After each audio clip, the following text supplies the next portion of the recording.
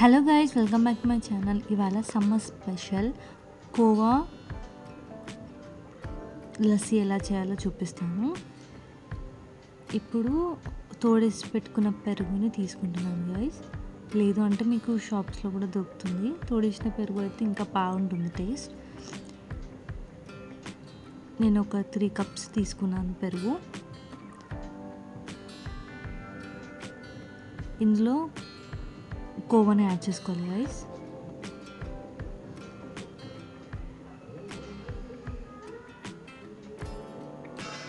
కోవాని add చేసుకున్నంత తర్వాత షుగర్ని add చేసుకోవాలి.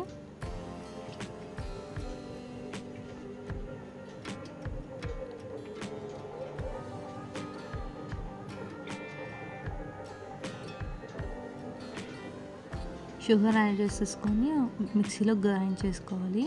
షుగర్ కూడా నేను ఒక కప్ తీసుకున్నాను.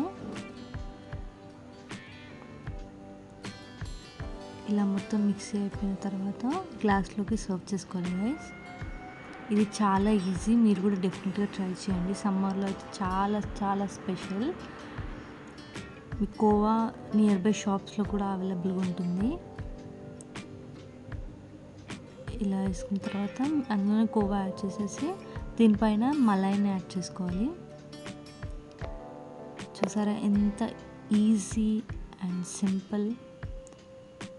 దానిపైన గార్నిష్ చేసుకోండి డ్రై ఫ్రూట్స్తో, సరిపోతుంది. And khoa lassi is ready.